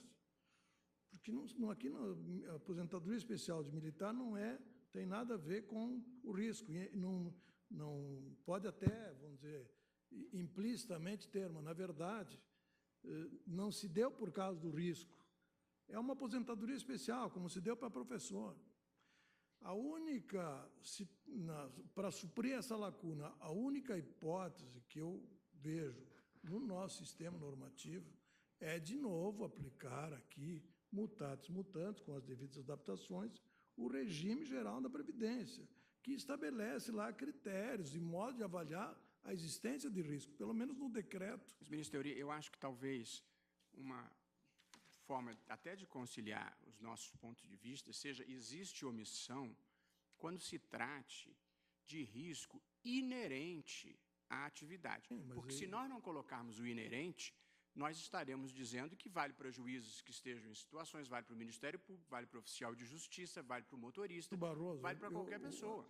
Então, a atividade é que tem que ser de risco inerente. Mas esse risco mas inerente foi esse estaria risco inerente que eu reconheci. Tá bom, que essa é a nossa claro, divergência. presidente, que no meu voto eu me encaminhei no sentido da concessão parcial porque considerei risco inerente e não li porque trazer um voto vista, mas no meu voto, quando fiz a leitura, na primeira sentada, destaquei que estava citando esta lei, que, aliás, é a que se pede, e no que foi acompanhado por Vossa Excelência, porque a própria impetrante destaca, e eu aceitei, que eles, ao receberem essa gratificação substituiu uma gratificação por execução de mandatos, que alguns tribunais, como o Tribunal de Justiça do Distrito Federal e Território, já adota. O Departamento de Polícia Federal considera o exercício de cargo efetivo na área de execução de ordens judiciais como atividade profissional de risco apta a autorizar a concessão do porte de arma de uso permitido, de acordo com o inciso 1 do parágrafo 2º do artigo 18 da Instrução Normativa da Polícia Federal, número 23, de 1º de setembro de 2005, expedida com a finalidade exatamente de estabelecer procedimentos para o cumprimento das atribuições conferidas ao Departamento de Polícia Federal pelo Estatuto do Desarmamento. E eu faço a transcrição. Para obtenção de porte de arma de fogo, parágrafo 2º do artigo 18, são consideradas atividade profissional de risco, serviço público que exerça cargo efetivo ou comissionado nas áreas de segurança, fiscalização, auditoria ou execução de ordens judiciais. E assim, o reconhecimento legal da presença de risco no exercício da atividade desenvolvida pelos oficiais de justiça avaliadores pareceu-me suficiente para possibilitar o seu enquadramento na previsão do inciso 2 do parágrafo 4º do artigo 40. E, exatamente neste sentido, senhor presidente, é que e a divergência é esta.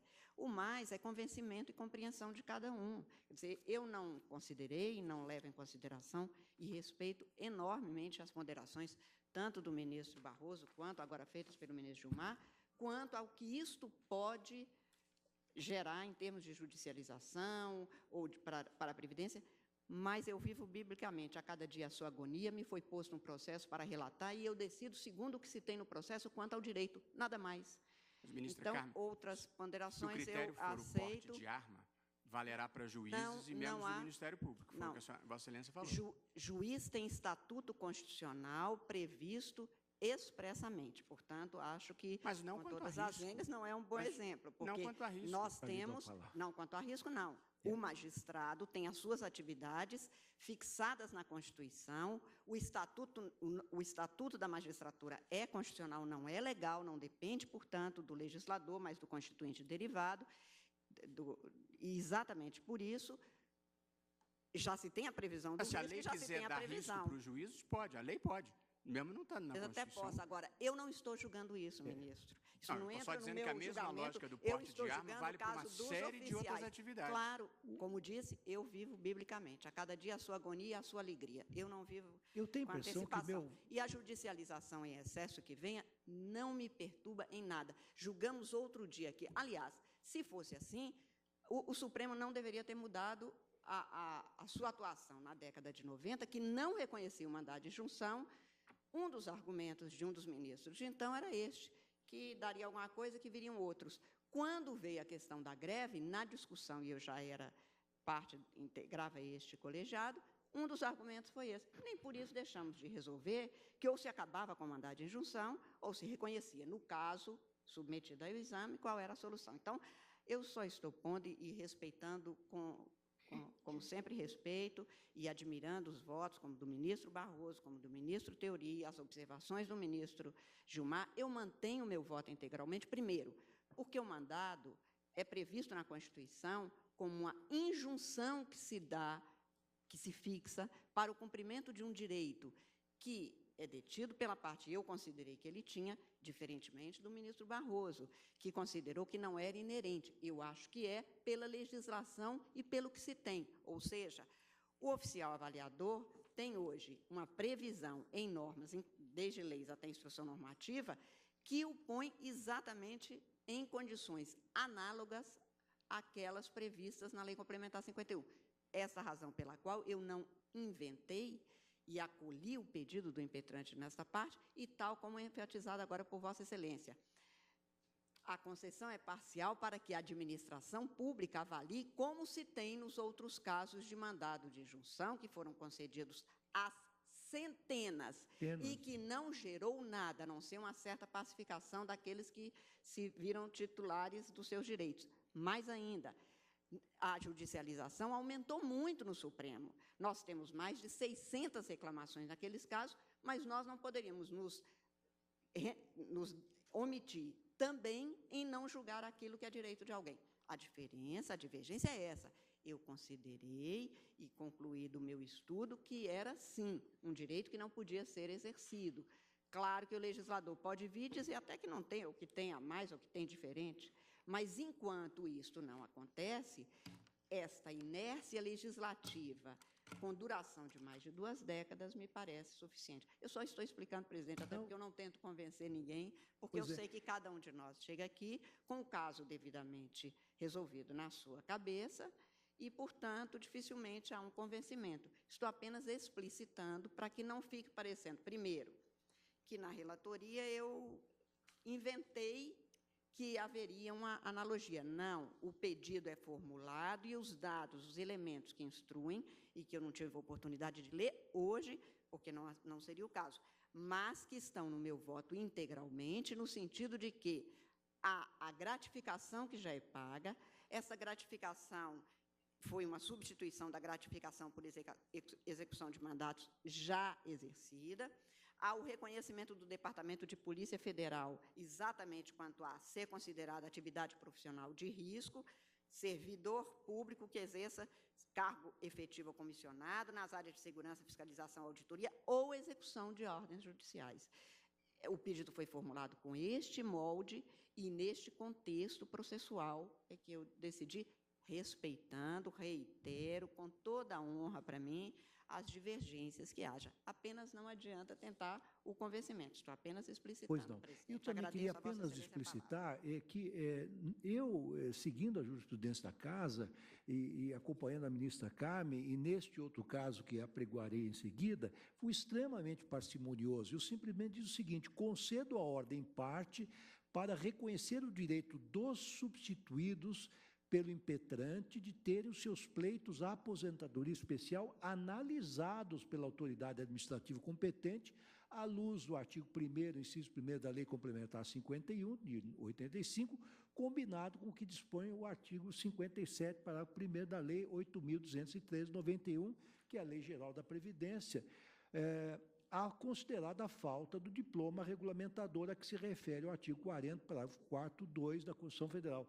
Eu acho que até num certo sentido, meu voto coincide com o voto do ministro Euriz Zavascki. Mas, doutora Grace, desculpe fazê-la esperar tanto tempo, Vossa Excelência está com a palavra. Imagina, presidente, eu que agradeço a gentileza da concessão da palavra. São apenas 3 pontos rápidos. Primeiro, em relação à questão da inação, apenas para destacar que o presidente da República encaminhou ao Congresso Nacional o projeto de lei complementar, já tramita no Congresso o projeto número 554. Esse projeto aguarda a deliberação do plenário da Câmara dos Deputados. Só uma curiosidade, consagra os oficiais de justiça como atividade de risco? Não. Ah. Traz, na verdade, ministro, esse projeto de lei, ele considera como servidores que teriam direito à aposentadoria especial aqueles que estivessem sujeitos a risco contínuo. E aí, algumas categorias, tal qual a do agente penitenciário, essas sim passariam a ser contempladas. Risco contínuo, é esse o parâmetro desse projeto de lei que foi encaminhado pelo presidente da República, e aguarda a deliberação do plenário da Câmara dos Deputados. O segundo aspecto, apenas a título de colaboração também, inclusive diante das colocações feitas pelo ministro Gilmar, extremamente pertinentes, na visão do administrador público, justamente a dificuldade do administrador de aplicar os critérios do artigo 57 da Lei 8.213 nessa hipótese da aposentadoria de risco. Porque a lei, ela traz, lá no 57, ela remete para os anexos. Os anexos, na verdade, eles contemplam um rol, que é um rol exaustivo de agentes nocivos, inclusive, em alguns aspectos, até com percentuais de exposição. Então, não haveria aí critérios seguros que pudessem aí conferir para o gestor essa possibilidade de amoldar o 57 àqueles que teriam direito, em tese, a uma aposentadoria especial com base na atividade de risco. Essa dificuldade, ela vem sendo retratada, e aqui apenas eu repasso, né, na qualidade aqui de representante, mas ela vem sendo retratada pelos gestores do Ministério do Planejamento, quando as determinações, as liminares, elas acabam chegando, a dificuldade de se implementar, porque não se tem no 57, já que o 57 se pauta exclusivamente para insalubridade, não se tem elementos seguros para o administrador, para o gestor, fazer esse tipo de acomodação. Então, apenas para destacar essa dificuldade. E, por último, senhor presidente, a Lei 9.032 do Regime Geral de Previdência, de 1995, ela vem justamente eliminar, ela vem romper com a sistemática que até então prevalecia. Presidente, temos uma sustentação da tribuna? Desculpa, presidente, apenas para dizer que essa norma... Meio a votos, sendo tomados votos... Perdão, eu peço desculpa, de forma alguma, foi só de contribuir, ministro Marco Aurélio. Eu peço desculpa, considerei presidente. isso como esclarecimento de fato, mas Vossa Excelência, ministro Marco Aurélio, se quiser uso da palavra, fazer uso da palavra, por favor, eu faça. Não, presidente, Pois não. aguardaria a oportunidade de votar. Pois não. Apenas percebi que a organicidade do direito instrumental não estaria sendo observada. Pois não. Mas eu entendo, presidente, que Presidente, os esclarecimentos da Advocacia Geral da União foram extremamente pertinentes, porque nós estamos operando numa seara em que há realmente um quadro nebuloso, um quadro de imprecisão. Acho que Vossa Excelência considerou bem em considerar esse crescimento em matéria de fato.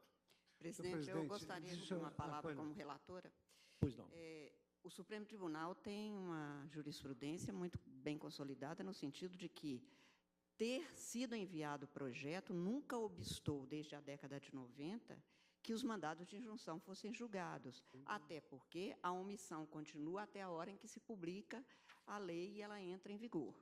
E, em segundo lugar, apenas também para reiterar, repetir, pedindo desculpas ao plenário por fazer uso outra vez da palavra, mas eu propus exatamente a Lei Complementar 51, e não a lei mencionada pela doutora Grace, exatamente pela dificuldade, por isso mesmo é que foi o pedido formulado e votei no sentido de que fosse a Lei Complementar 51, que é adotada hoje administrativamente para porte de armas, para esses oficiais avaliadores e tudo mais.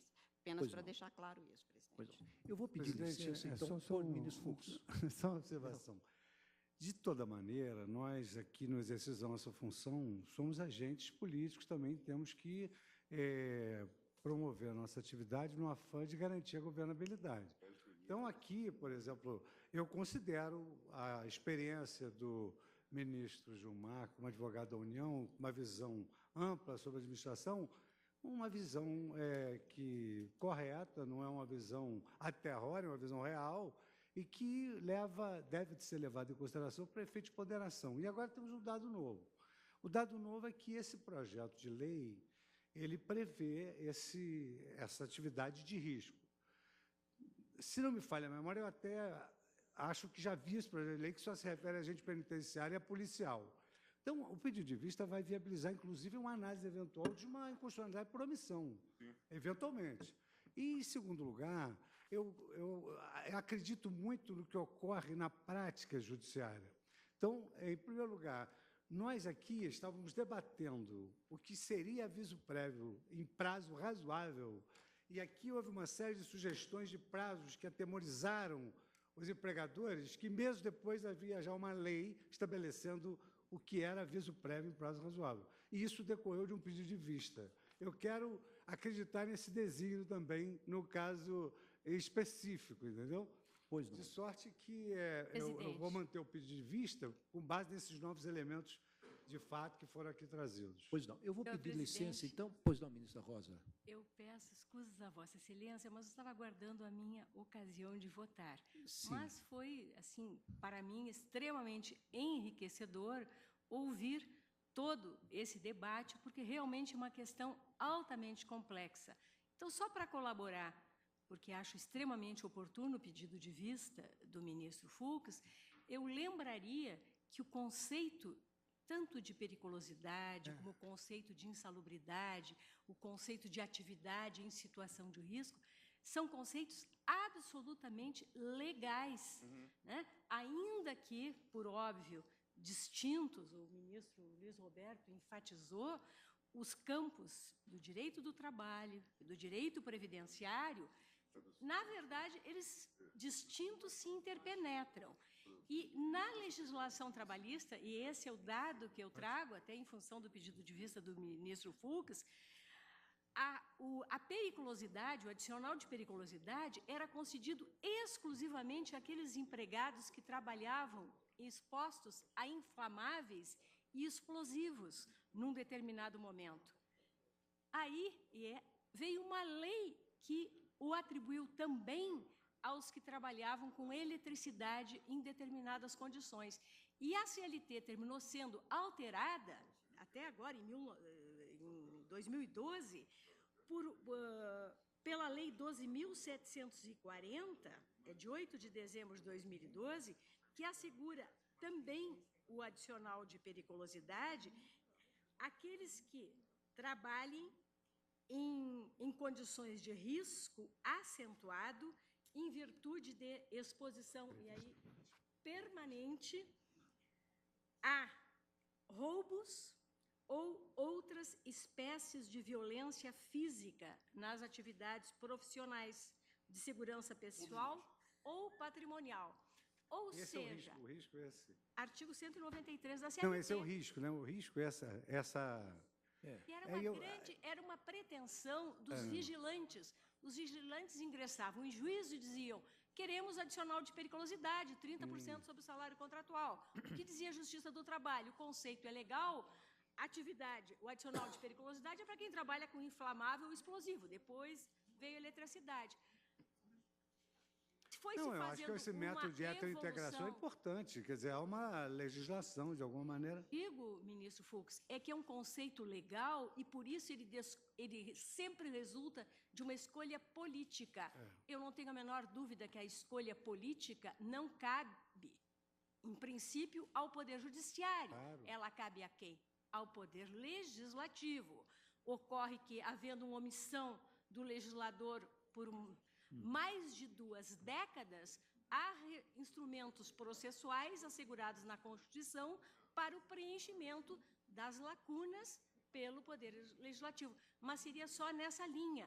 A própria CLT, ela consagra determinadas situações a partir, às vezes, da função e a partir, muitas vezes, do espaço em que a atividade e das circunstâncias que as atividades são exercidas. Eu achei muito interessante o ministro Ricardo Lewandowski ter citado as atividades de risco inerentes a atividades oficiais de justiça, porque nós tínhamos um professor que tinha um humor muito fino, e ele explicava para os alunos: o oficial de justiça é aquele que aparece na televisão sendo apedrejado quando vai fazer uma reintegração de posse ou executar um despejo de uma área muito grande.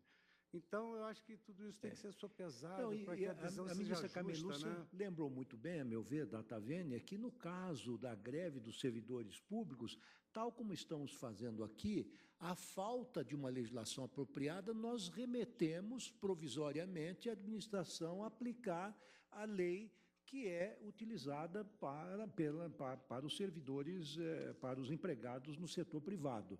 É o que estamos, de certa maneira, fazendo aqui, ouvimos fazendo ao longo de várias decisões, nós estamos mandando aplicar provisoriamente ou o Decreto-Lei 51 ou aquela lei da Previdência, isolada ou conjugadamente. Eu vou pedir licença para pregoar também o mandado de injunção 844, que trata da mesma matéria, só que e contempla um número maior de servidores.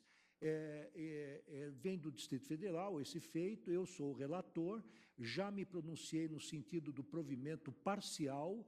O ministro Barroso está com voto vista, já se pronunciou pelo indeferimento da ordem. Isso, só para reiterar, presidente, e aí fazer uma distinção que considero importante.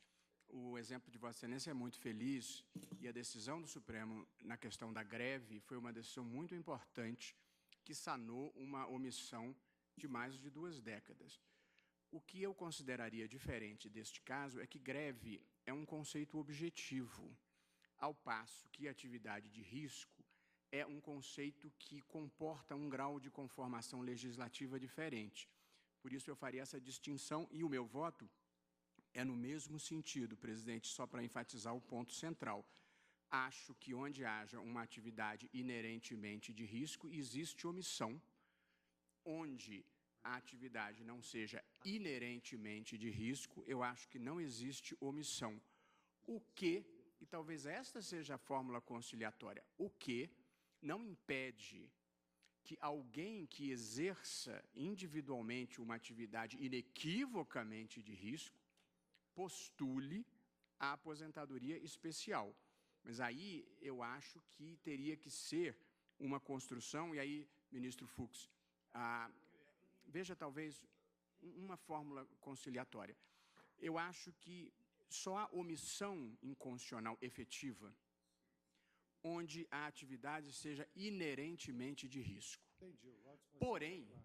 Porém, eu acho que pode haver situações individuais em atividades que não são inerentemente de risco, em que o agente público esteja em situação de risco contínuo, para usar a expressão utilizada pela eminente advogada da União.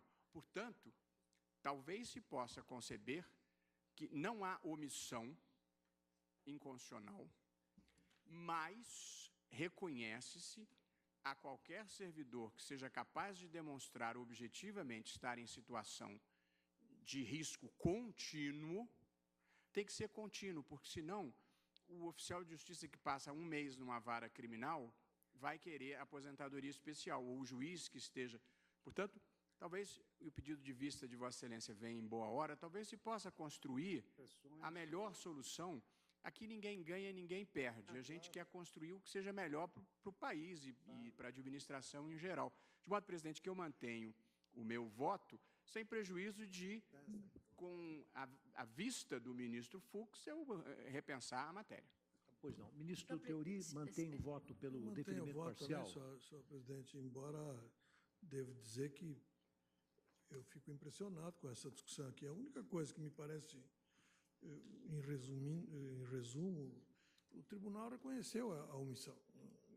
A não ser que se volte atrás nisso, nós temos que, de alguma forma, suprir.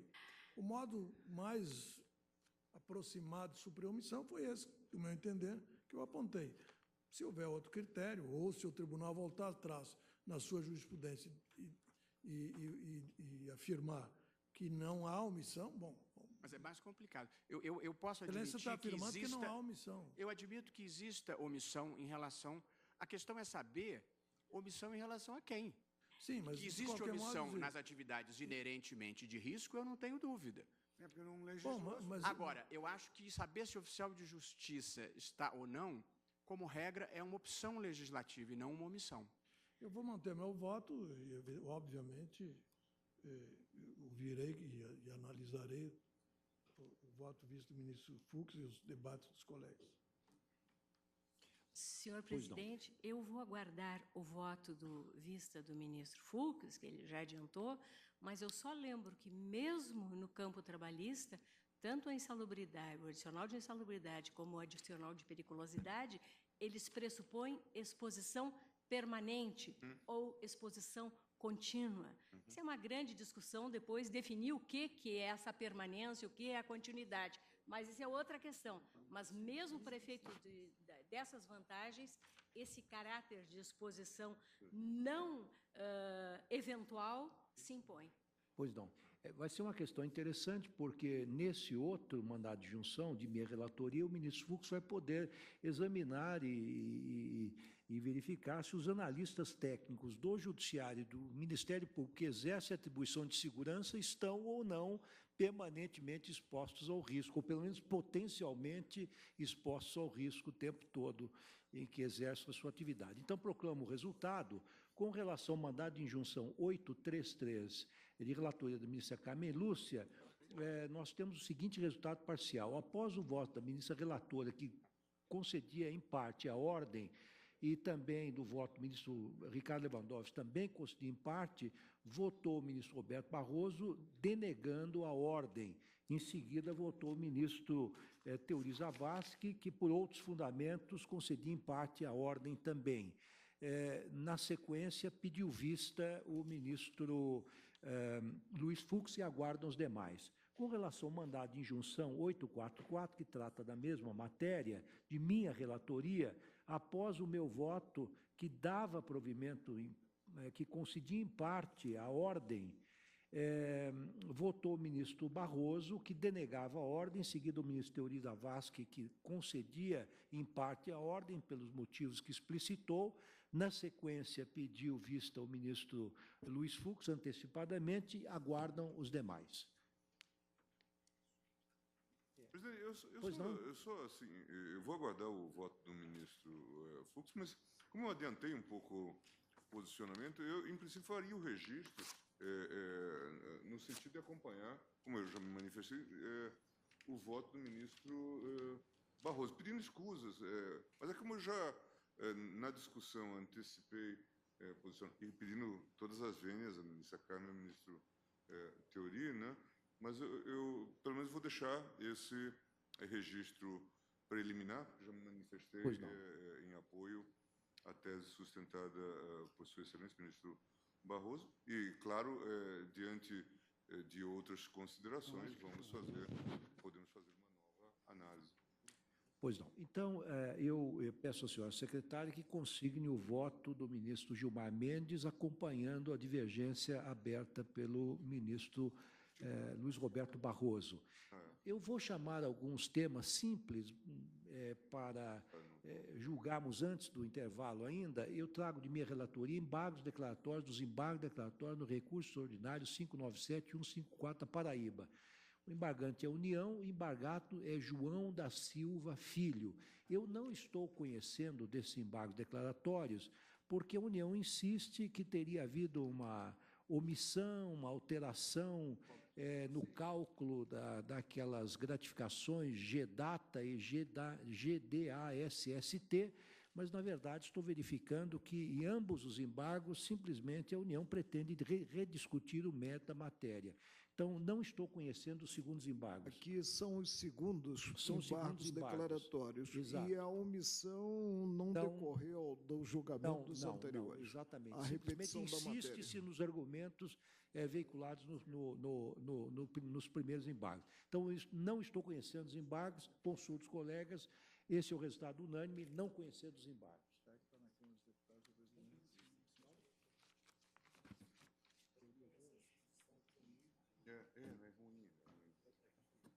Ministro Marco Aurélio, eu estou sabendo que Vossa Excelência está trazendo embargo declaratórios relativamente simples.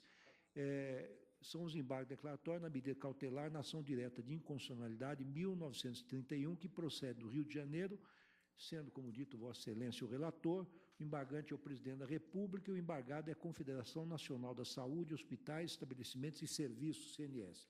Presidente, a ementa do acordo e ementa da lavra do ministro Maurício Correia ficou com o seguinte teor: ação direta de inconstitucionalidade, Lei Ordinária 9.656 de 98, planos de seguros privados de assistência à saúde, medida provisória 1730 de 98, preliminar, ilegitimidade ativa, inexistência, ação conhecida, inconstitucionalidades formais e observância do devido processo legal, ofensa ao direito adquirido e ao ato jurídico perfeito. E aí eu transcrevo o restante da ementa. Aponta-se contradição. Afirma-se caber elucidar que a cabeça, os incisos e os parágrafos do artigo 35-E da Lei 9.656 de 98, com a redação imprimida pela medida provisória 2177/2001, somente tiveram a eficácia suspensa relativamente aos contratos celebrados antes da vigência da norma, permanecendo aplicáveis aos negócios jurídicos pactuados em data anterior. Sustenta-se ser o esclarecimento necessário, pois o implemento da liminar, segundo é asseverado, baseou-se na impossibilidade de legislação superveniente a alcançar os efeitos decorrentes de regras estabelecidas em ato jurídico perfeito. Menciona-se o parágrafo 2º do citado artigo 35-E, que se aponta como voltado aos contratos anteriores, como aos posteriores à vigência da lei. Argumenta-se que as operadoras de planos privados, por força de suspensão do mencionado preceito, podem considerar-se livres da exigência de autorização da Agência Nacional de Saúde para reajustar as prestações de qualquer contrato. discorre ainda sobre a necessidade de retificar-se a decisão quanto ao artigo 3º da medida provisória 1908 de 1999. Reitera-se a alegação no sentido de que, em contratos celebrados antes, mas cujos efeitos ainda não se esgotaram, são observáveis as leis de ordem pública. Salienta-se que é preciso regular todo o mercado de seguros e planos privados de saúde, e não apenas parcela destes, sob pena de deixar desprotegidos 64% dos consumidores que possuem contratos antigos. Ressalta-se que a medida cauteladora resulta na manutenção de pactos que não atendem às garantias mínimas exigidas para a prestação de serviços de saúde suplementar. Vieram contrarrazões, o pleito de implemento de eficácia modificativa e é o relatório. Vossa Excelência prossegue. Presidente, transcrevo para efeito de documentação a legislação envolvida no caso e digo, por ocasião do julgamento, o ministro Maurício Correia, ao emitir juízo sobre a inconstitucionalidade do atual artigo 35E, consignou: neste ponto, entendo patente e indébita a ingerência do Estado no pacto celebrado entre as partes. De fato, os dispositivos acima transcritos interferem na órbita do direito adquirido e do ato jurídico perfeito, visto que criam regras completamente distintas daquelas que foram objeto da contratação. A retroatividade determinada por esses preceitos faz incidir regras da legislação nova sobre cláusulas contratuais pré-existentes, firmadas sob a égide do regime legal anterior, que, a meu ver, afrontam o direito consolidado das partes de tal modo que violam o princípio consagrado no inciso 36 do artigo 5º da Constituição Federal, e põe-se em contraste com a jurisprudência desta Corte, de que é exemplo acórdão proferido na DIN 493, Distrito Federal, a relator ministro Moreira Alves. Se assim é, o artigo, continuou Sua Excelência no voto condutor do julgamento, se assim é, o artigo 35G, caput, incisos 1 a 4, seus parágrafos 1º, incisos 1 a 4 e 2º das normas impugnadas com a nova versão dada pela medida provisória 1908, de 18/99, são inconstitucionais. A requerente impugna também, consignou o relator, o artigo 3º da medida provisória 1908, dígito 1899, que dispõe, e aí transcreveu, tendo em vista que declaro a inconstitucionalidade das disposições contidas no artigo 35G da Lei 9.656/98, com a redação dada pela medida provisória 1908, excluo da norma a expressão artigo 35G.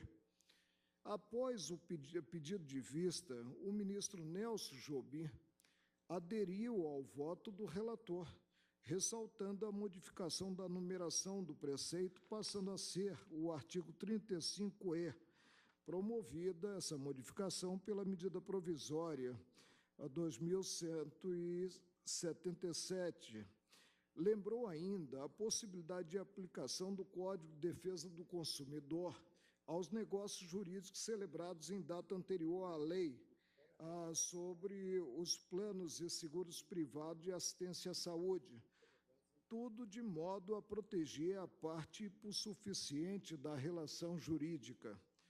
Como a transcrição deixa antever, a cabeça do artigo 35E, bem como o parágrafo 1º dele constante, voltam-se à regulação de contratos pactuados antes da vigência da lei.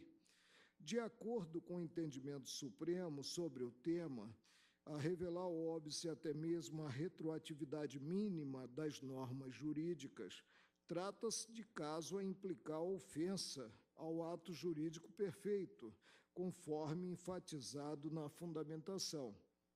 É distinta, contudo, a situação criada a partir do versado no parágrafo 2º do artigo 35-E, o qual não faz remissão à cabeça do dispositivo, e sim ao artigo 1º, inciso 1 e parágrafo 1º do mesmo diploma legal, a saber, submetem-se às disposições desta lei as pessoas jurídicas de direito privado que operam planos de assistência à saúde, sem prejuízo do cumprimento da legislação específica que rege a sua atividade, adotando-se para fins de aplicação das normas aqui estabelecidas as seguintes definições, e aí transcrevo apenas para documentar.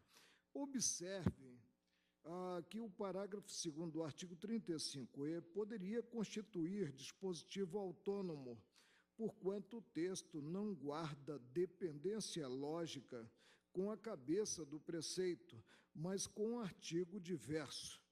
A embargante alega a existência de contradição, pois a suspensão ficou assentada na pertinência lógica com o resto do artigo e na impossibilidade de lei nova retroagir para atingir os efeitos futuros dos negócios jurídicos implementados em data anterior à vigência. No ponto, assiste-lhe razão. O parágrafo 2º do artigo 35-E submete à modificação das prestações pecuniárias à aprovação da Agência Nacional de Saúde, independentemente do momento de celebração do contrato, o que alcança as avanças formalizadas antes e após o início da vigência. Considerada a premissa a fundamentar a suspensão do dispositivo, torna-se necessário esclarecer que continuam a depender de prévia anuência da Agência Nacional de Saúde os reajustes de contratos firmados a partir da entrada em vigor da lei. Ante a motivação consignada, a rigor, a suspensão de eficácia deve restringir-se à expressão independentemente da data de sua celebração, o que apanharia atos pretéritos.